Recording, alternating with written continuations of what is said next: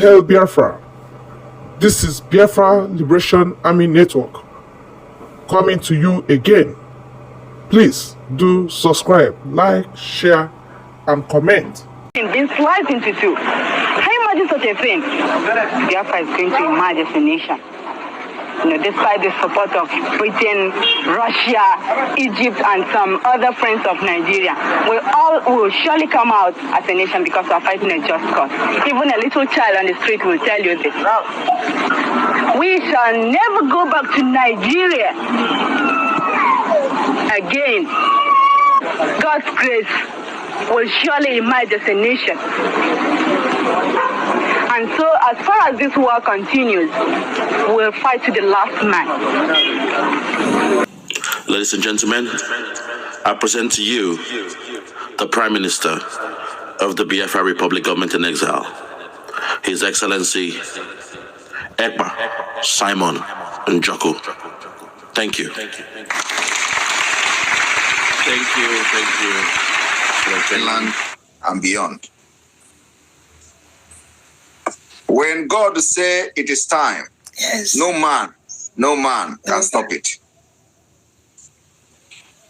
When we started, some media houses wrote all manner of rubbish against me. And even when we know that those things were wrong, when they themselves know that all those things were wrong, they wrote all those nonsense against me, thinking that that would demoralize me. Rather, it made me more stronger. Yes. To continue to do the undoable. Yes. Until when God said they will correct it. That doesn't move me because I know one of the biggest challenges of freedom fighters has always been blackmail. Mm-hmm. The government you are fighting will always blackmail you. They will always project you to be the most wanted terrorist in the world. Mm-hmm. But if you stay clean and stay on the course and you know what you are doing, mm-hmm, at the end of the day, mm-hmm, you'll be victorious. yes. So it will always be difficult, but at the end, you are going to win. Yes.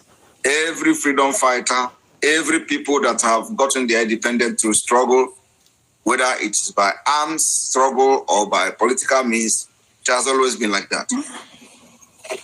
And sometimes, a lot of people may not stand the pressure that comes with the government-sponsored blackmail and propaganda, and they give up. I have one mission in this life. It is to be recognized as one of those who liberated Biafra and brought civilization to Africa. Because Biafra will be the beginning of civilization in Africa. And with the resources we have, little resources we have as a government in exile, with the strength we have put so far, that will show you where we are going. Yes.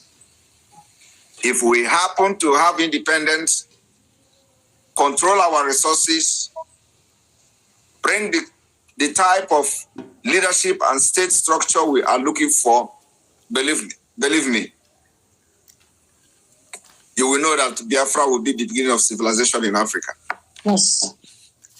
We want to change the system, how they see Africa people. We want to change that particular subjugation where no African country have visa free to Europe. Ready to get social?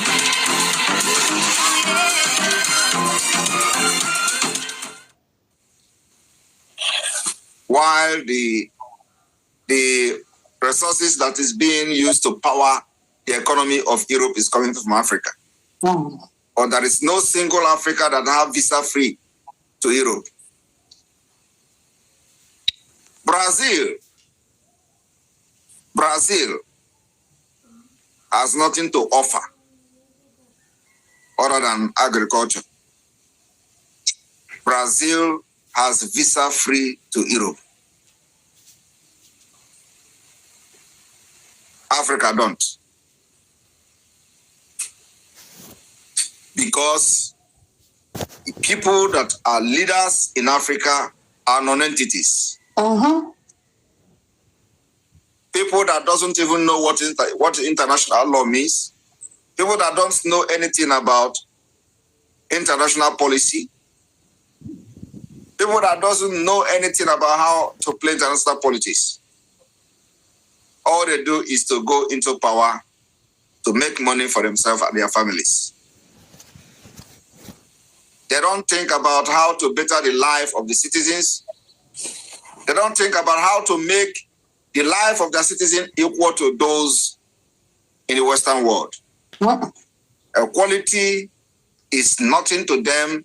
Even within their own country, they marginalize their own fellow citizens, turn them to second-class citizens in their own countries. Not to talk of fighting for your equal right elsewhere. So what we are bringing to the table is to make sure that as an African, first as a Biafran, you will be respected anywhere you go with Biafra passport in the world. Yes. We have the resources. They need us more than we need them. Yes. And for that reason, our brain will work for us. It is either you agree with our policy or you don't. We'll give you a condition, how we can do business with you, make us your friend, we'll become your friend. You benefit from what we have, or benefit from what you have. But you must learn to respect the citizens of Biafra. Yes. You must understand that what we are laying, the foundation we are laying today, is the foundation to eradicate anything forgery. Unlike Nigeria, where forgery, the highest forger, takes it all. I want to tell a story of how Nigeria, Biafra genocidal war affected our people today. During the war, Nigeria blockade of Biafra cost a lot. And it is one of the catalysts to what we are going through today, especially on the issue of fraud in Nigeria. It started when one of the Biafra soldiers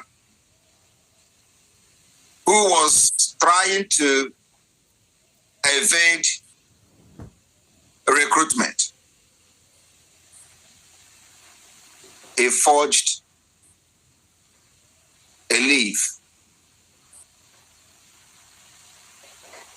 and wrote the statement for himself, carved the stamp of the Biafra army and put on those statements that he has been given a leave not to be recruited on description to fight against Nigeria. Upon presenting the document he forged by himself, they accepted him and gave him a leave. Maybe I will have to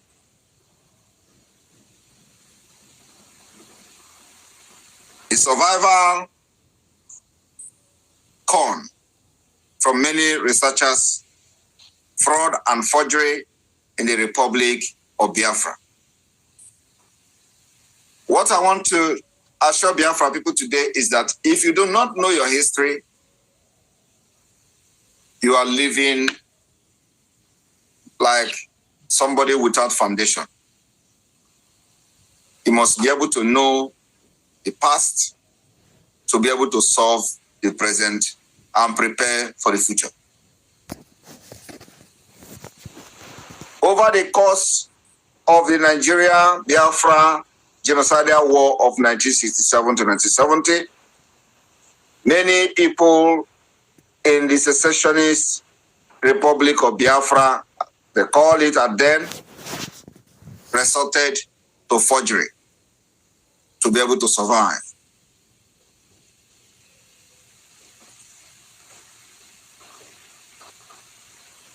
They also engaged in other form of fraud. You know, when I was telling Biafran people that the only problem that we Biafran people have today is caused by Nigeria. And the only thing that will solve that problem is the disintegration of Nigeria. When Biafra will pull themselves from Nigeria, the spirit of Nigeria will leave them. The reason being that everything you see happening today to Biafrans is being manipulated by the Nigeria state system. The system is evil. The system is designed to breed criminals. The system is in a way that without crime, you can never make it in Nigeria. So it is not just about the Biafra war. But let me share this a little bit short history. The form of fraud to survive in the dire condition created by Nigeria blockade. So Nigeria blockade of Biafra created a lot of things that are happening to our people today. It is not just about this fear of, oh, did you know the history of war? Were you there? Did you know what went? Because you know, it was well planned that after this war, they will use the fear mantra to try to subjugate every Biafra. When they say, do you know what happened in the war? As if it is only us that have fought war twice. Everybody will say, oh, you know, people died. Is that what you want to go into? My people, they have failed. So the condition created by Nigeria blockade, forgery of passes, and the other document, fraudulent commercial transactions, and elaborate scam involving impersonation, racketeering become common in Biafra. Intensifying as the Biafra government ability to enforce the law diminish, using long neglected legal record from Biafra court to the tribunal and all that. The key word here, Biafra Nigeria welfare crime, law, fraud, violent, from this scholar.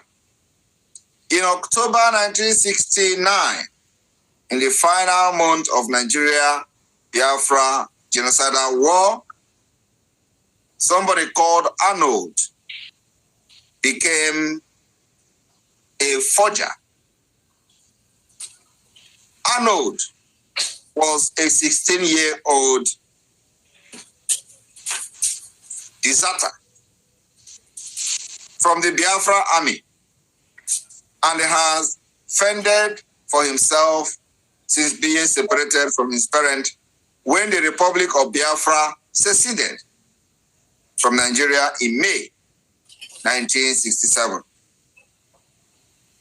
Arnold, afraid of being conscripted again by the bands of soldiers that moved throughout what remained of Biafra then, he wrote up a pass for himself, saying that he was exempt from the military duty. He soon realized that forging passes could be valuable skills.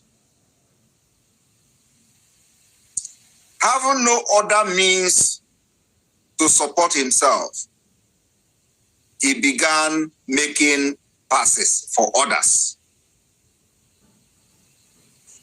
He stole a leaf, a sheaf of letterhead from the Ekpa divisional office of the Biafra army, and carved a rubber stamp reading officer of the commander-in-chief, Aba paramilitary operation, One of his customers was Emmanuel Imon, a nervous young man who paid Arnold to forge a conscription exemption for him. Imon was disappointed by the uncovering document that Mr. Arnold produced. And when Arnold demanded payment from Imon, Imon complained to a policeman. Arnold tried unsuccessfully to swallow the forged passes he has already done. As he was being arrested and partially chewed those papers were presented as evidence against him in the subsequent trial. Like most people who were convicted for fraud in Biafra, Arnold had no prior criminal record. He was found guilty on charges of subversion by the Biafra court. Here was the beginning of fraud you see today. It is not just about 20 pounds given to the Biafra people, but it was a struggle to survive, that you must do everything to survive. That was the bed of what you see today. And the evil people that did this in Nigeria will always tell you, oh, they are the people pushing drug. They did it, so you go into drug pushing. They are the people committing internet scam. It was planned, so you go into internet scam to survive. And that's why there has never been any president of Nigeria, anything within Biafra territory. It's either you survive, make money by yourself, or you die as a poor man. Today, when they arrest Okechukwu in Germany for drug, you will hear Okechukwu. They say, oh, these are Igbo people. They are the one into drug. They arrest Arinze in Thailand for drug pushing. They say, oh, he's facing, they first of all announce the name. His name is Arinze, Igbo. They will begin to publish it in Nigerian news media because they know these things that you don't know. The reason is for them to know that the thing they did is working. So you do not know what they have done to you and your lineage. And the only solution is Biafra. Biafra will create opportunity that Nigeria never give you. Biafra will create that particular opportunity for you as a Biafran to attain your potential and be productive to the society. Nigeria can never, until the disintegration, offer those who have served them the opportunity to attain their potential. Rather, they will create a policy that will make it difficult for you to strive as a person who have something to offer the society. You must go into crime to be able to have the opportunity to become something. Today, from the beginning, from the head to toe in Nigeria, without crime, you can't survive. From the president who went to school as a woman, graduated as a man from America, to the vice president who is not a Nigerian, who was the founder of Boko Haram, and today he is a president, is the vice president of Nigeria. To Ekpa, who was busy bombing pipeline and taking the contract as part of the NDDC to make money to become a senator and a governor. Today, he is the Senate president. And what is happening there? Fraud. Nigeria is a fraudulent country, terrorist country. They pad budget. And when you listen to them defending a padded budget, they will tell you since they have been in this Senate, allocation for a certain department or sector of the economy has never been in the document of budget, in the budgeted document. So they have to hide it and pad it somewhere. And according to them, why is our own going to be different now? Because they have done it in the past, and that is the norms. It becomes a defense. And people are actually standing on the podium of their so-called National Assembly to speak this thing, to tell you it has been the norms. Why is it different now? And you know what? They fired the person who challenged them. That one is trying to be a good Nigeria, and they fired him. They told him, Nigeria is not a country you are going to stay without crime. For you to continue to remain in the Senate, you must be committing crime with us. And the other person who is his friend, called Ndume, Senator Ndume, he said, I warned him. He didn't listen to me. Meaning that he warned this man not to go and start saying the truth. Because I said Nigeria. As a Nigerian they are. You are breeded to lie. What you are trained to do is to lie, do forgery, do fraud. Any day you want to say truth, you become the enemy. Just like this part of Biafra today, where you are as a part of the government, we started from autopilot. We were saying the truth, exposing the criminals. What did they do? Because these people are the Nigeria, they have Nigeria in their blood, and they were running IPOB and shouting Biafra. And when you see the truth, they say, no, don't say it. Some people even say, even if these criminals are not doing it right, they can never support Simon Ekpa. That is exactly what Nigeria has impacted in them. That is pure Nigeria spirit. It is exactly what is happening at the National Assembly. I want you to just check yourself and think about what I'm saying. What some people are doing in the criminals industry of IPOB Nigeria is exactly what is happening at the Nigeria Senate. Some people say, instead, I will follow Simon Ekpa truth. I will support the criminals. If something is happening, the other one say, instead you are going to say the truth, we are going to sack you, I remove you, I suspend you from the Senate. And I suspended him. So my people, those of you who are watching today, for maybe something have touched you and you see the progress the government has made, I told you people, we are going global now. We have finished the work in Africa. We are going to the Middle East. We are going to the Gulf.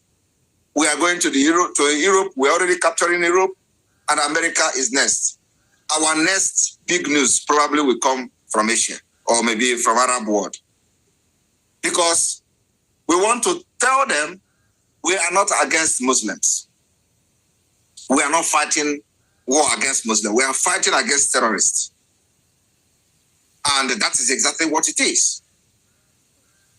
So we are going to target the Arab world. We are going to target America to make sure that the message of Biafra spread across the globe. For those who wish to do business with Biafra government, we are ready to accept them. Like I have said, your enemy can never be my enemy. And whoever that is stretching the hand of friendship and fellowship to Biafra government, we are going to accept that friend. And if the friend is enemy of Europe, sorry, Europe. If the friend is enemy of America, sorry, America. That is exactly the way our own is going to be. We are not different from others who have done it in the past. So this is a hint. The earlier those who are thinking that they are on top of the world realize that we are not going to back down until Biafra come. And it is the right time for them to throw their weight before we look at the other way around. It's better for them. So I thank you all for this wonderful day. I will never forget this particular birthday. And hopefully, by next year, the celebration will be different. I got Choku. Oku. I thank you. God bless all of you for your prayers, wishes, your gifts, and everything. Thank you.